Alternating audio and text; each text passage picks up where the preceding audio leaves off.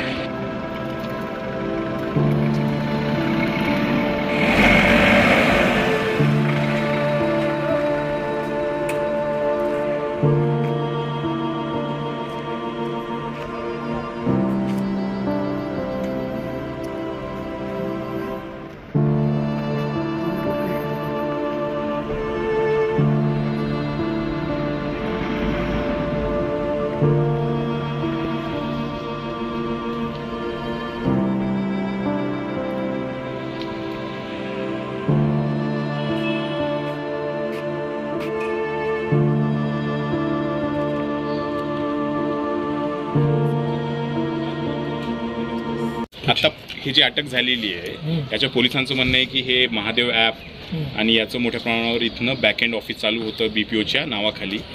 तर तुम्हाला नेमकं तुमचं काय आतापर्यंत तुम्हाला तपासात पोलिसांनी काय शेअर केलं?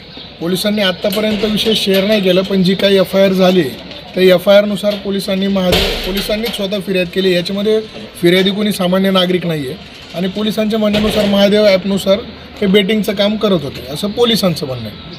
तर त्याच्यानुसार आता 93 आरोपींना अटक झालेली आहे पोलिसांनी। त्याच्यात 93 सगळ्या आरोपींचं वकीलपत्र आम्ही घेतलं आहे। आम्ही त्यांच्या रिमांडसाठी आता कोर्टात हजर होतो आहे आणि पैकी 3 आरोपी जे आहेत ते बालगुन्हेगार आहेत, त्यांना कायद्याने अटक करता येत नाही आणि 3 आरोपी पोलिसांनी फरार दाखवलेले आहेत। आता हे सगळे आरोपी कुठले वगैरे असं काय कन्फर्मेशन? तालुक्यातले, जिल्ह्यातले, राज्यातले, परदेशातले? संपूर्ण राज्यातले, संपूर्ण भारतातले आहेत, वेगवेगळ्या राज्यांमधले आहेत। ते नोकरीसाठी आलेले होते आणि ते इथं कंपनीने जॉब दिला म्हणून जॉब करतात। असं कुठल्या कंपनीने? जी त्यांना कंपनीने जॉब दिला ती कंपनी पण अजून डिटेल्स आमच्याकडे आलेले नाही. पोलिसांनी आतापर्यंत किती लोकांना अरेस्ट दाखवलं? 93 लोकांना अरेस्ट दाखवलं. तिथले 3 अल्पवयीन आहेत. मुख्य सूत्रधार जे आहे त्यांना अटक झाली आहे का? असतील किंवा नसतील किंवा त्यांचे या गुन्ह्यात काय रोल आहे काय नाही ते आताच आम्हाला काही सांगायचं. पूर्ण देशालाच माहिती आहे कुठे आहे मुख्य सूत्रधार. आता ह्या आरोपींचा ह्या ॲपशी काही संबंध आहे किंवा नाही आहे किंवा त्यांना कशा प्रकारे आरोप केले हे तपास झाल्यावरच कळेल. आता ते गुन्हेगार नाहीत, फक्त आरोपीने काम करतायत, पण आरोपींचा वकील म्हणून मी काही त्याच्यावर समाधानी नाही आहे. त्यांना 24 तासाच्या आत, प्राथमिक माझं असं म्हणणं 24 तासाच्या आत कोर्टात हजर करणं गरजेचं होतं. 15 तारखेला रात्री 12:30 वाजता अरेस्ट केली आहे, म्हणजे पहाटे. तर मग आता 24 तासात हजर करणं गरजेचं होतं. अजूनपर्यंत ते कस्टडीत आहेत. तर ह्या गोष्टीचा थोडासा विचार करून त्याच्यावर काय ॲक्शन घ्यायची काय नाही आम्ही आमच्या अशिलांशी बोलून ठरवू. कारण कायद्यानुसार त्यांना ते गरजेचं आहे 24 तासांच्या हजर करणं, पण ते केलेलं नाही आहे. ह्या गोष्टींची थोडीशी खबरदारी घ्यायला पाहिजे कायद्याची. सर याच्यामध्ये इतर कोणाचा सहभाग असू शकतो का? काही सगळे फक्त प्यादीच असं, म्हणजे तुम्हाला काय वाटतंय? ह्या गोष्टी आता वेळेनुसार समोर येतील, त्याच्याबद्दल काय आता सांगता येईल. आरोप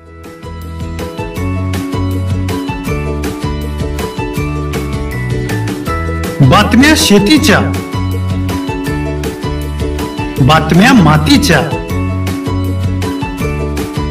बातम्या अन्यायाच्या, गुन्हेगारीच्या,